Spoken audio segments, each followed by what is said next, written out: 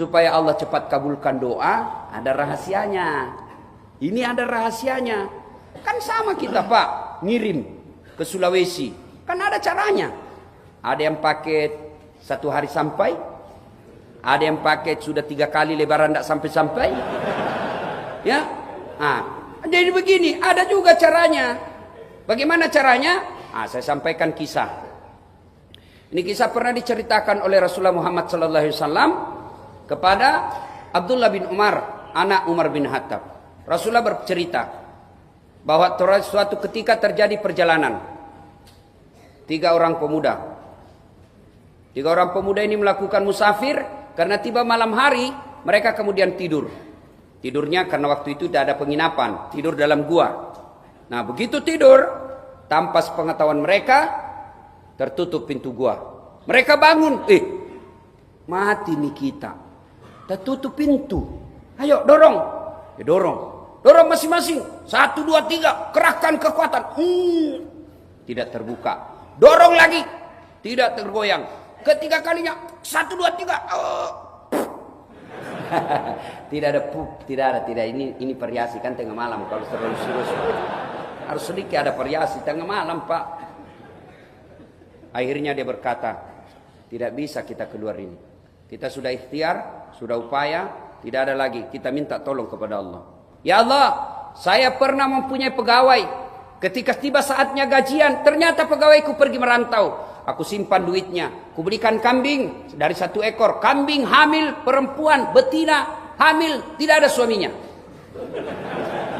Namanya kambing. Kambing, hamil, tidak ada suaminya. Kambing. Tapi sekarang banyak juga cewek mau saingan sama kambing. Tidak ada suaminya, hamil. Beleng-beleng. Nikah kau baik-baik bos. Sudah. Lalu ketika jumlahnya sudah ratusan ekor, datang yang punya pegawai. Pegawaiku, Tuan mana gajiku? Itu ambil itu kambing 1 lapangan. Maksudnya kambingmu semua itu, ambil itu. Maksudnya apa? Saya pelihara itu, uangmu saya belikan kambing, beranak pinak itu semua kambingmu. Diambil semua kambingnya Pak, tidak satu pun tersisa. Diambil semua. Ini juga kurang ajar, simpan ke 1. Diambil semua. Lalu dia ingat kebaikannya. Ya Allah, apabila memelihara amanah adalah kebaikan di sisimu, saya mohon kepadamu ya Allah, balaslah kebaikanku ini dengan mengabulkan doaku. Bismillahirrahmanirrahim. Dorong. Gerak semua Pak. Alhamdulillah mereka bisa keluar. Setelah keluar sujud syukur, dilanjutkan perjalanan. Nah, apa hikmah dan iktibar pelajaran dari kisah ini? 1, ternyata tidak ada manusia yang tidak ada masalahnya. Ayo, ada enggak di sini manusia yang tidak ada masalahnya? Hah? Ada di sini manusia yang tidak ada masalahnya? Ini muka-muka penuh masalah semua saya lihat ini. Ayo, tidak ada orang tidak ada masalahnya. Adik-adik mahasiswa, apa masalahmu dulu waktu kuliah? Saya mau sarjana Ustaz. Sudah sarjana selesai masalahmu? Tidak, saya mau kerja Ustaz. Sudah kerja selesai masalahmu? Tidak, saya mau jadi kepala bagian Ustaz. Sudah jadi kepala bagian selesai masalahmu? Mau jadi kepala dinas dong. Sudah jadi kepala dinas selesai? Tidak, mau jadi sekda. Sudah jadi sekda selesai masalahnya? Tidak, mau jadi bupati. Sudah jadi bupati selesai masalahnya? Mau 2 periode dong. Meskipun keadaan curang. Ayo, tidak ada orang tidak ada masalahnya. Semua orang punya masalah. Adik-adik mahasiswa, apa masalahnya setelah kerja? Mau nikah? Selesai masalahmu setelah nikah? Tidak. Mau punya rumah? Sudah punya rumah selesai masalahnya? Tidak. Mau punya anak? Sudah punya anak selesai masalahnya? Mau 2 dong, 1 laki-laki 1 perempuan.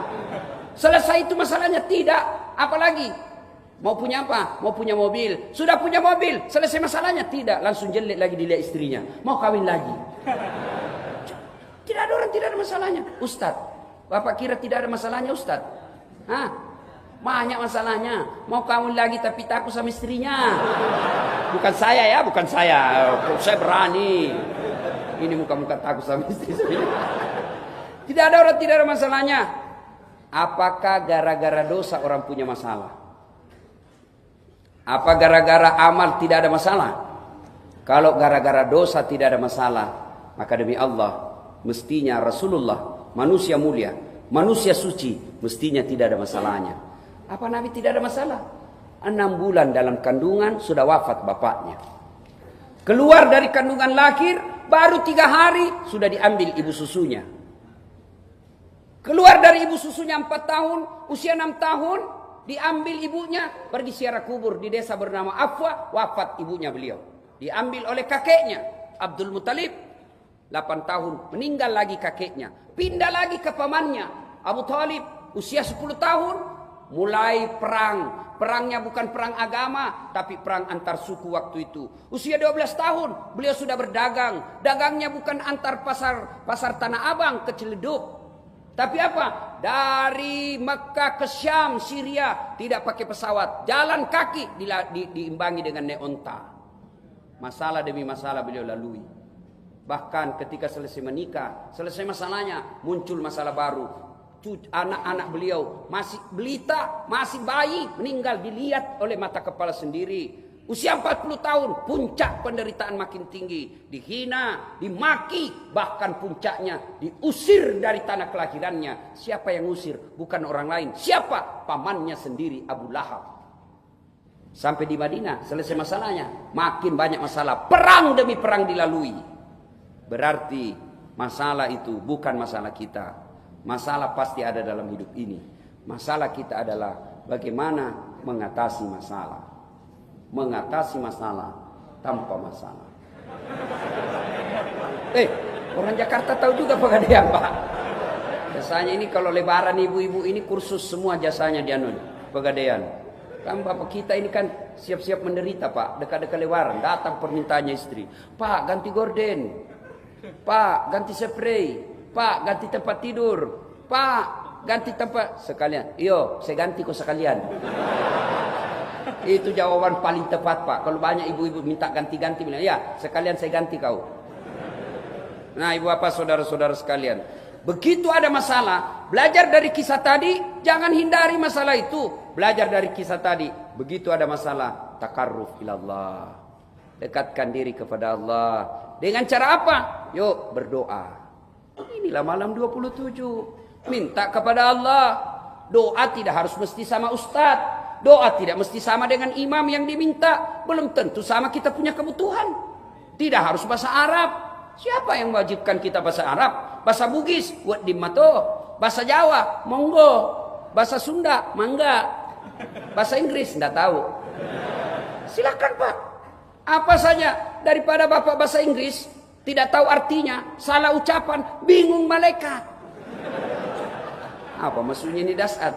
Lain di mulut, lain di hati. Dalam hatinya mau dapat jodoh yang diminta hujan. Bingung, bos. Maka berdoa tidak harus pakai bahasa Arab. Sampaikan apa keluhanmu dalam bahasa hatimu. Ya Allah, saya sudah 4 tahun merantau ke Jakarta. Saya capek ngontrak, ya Allah. Rumah kecil begini, bagaimana saya bisa menumpang?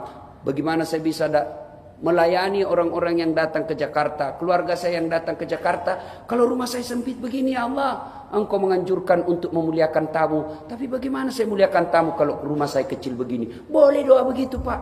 Daripada Bapak susun kalimat yang lain di mulut, lain di hati. Minta bahkan boleh paling ringkas. Praktisnya doanya begini, Pak. Ya Allah, Kau sudah tahu apa yang ku mau, kabulkanlah. Paling gampang. Sudah, doa kepada Allah. Ada masalah, doa kepada Allah. Alhamdulillah. Anak-anak milenial sekarang, Pak, rajin berdoa. Mau pergi sekolah, berdoa itu, Pak. Ya Allah, mudah-mudahan perjalanan saya lancar. Sampai di sekolah, doa lagi, Pak. Ya Allah, mudah-mudahan guruku tidak hadir. Datang lagi gurunya, berdoa lagi. Ya Allah, mudah-mudahan guruku cepat keluar. Tapi sayang, di mana dia berdoa? Di status, di Facebooknya. Siapa ajar kau berdoa di Facebook? Sibuknya itu Tuhan mau baca statusmu. Sedikit-sedikit update status. Ibu-ibu ini paling sering. Ya Allah, lindungi suamiku. Pergi lagi suami. Ya Allah, mudahkan rezekiku. Ditelepon suaminya 3 kali tidak dijawab, kesepian banget. Sore tidak dijawab-jawab, langsung lain statusnya, marah dia, apa? Tak kusangka kau begitu. Ya, berdoa Ramadan ini malam 27 minta kepada Allah, Bapak curahkan hati perhatian, curahkan segala keluh kesah Bapak.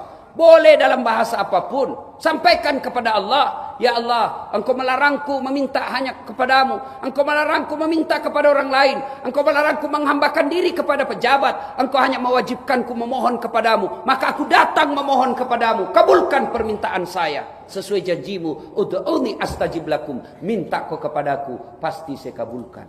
Itu janji Allah, bukan janji caleg.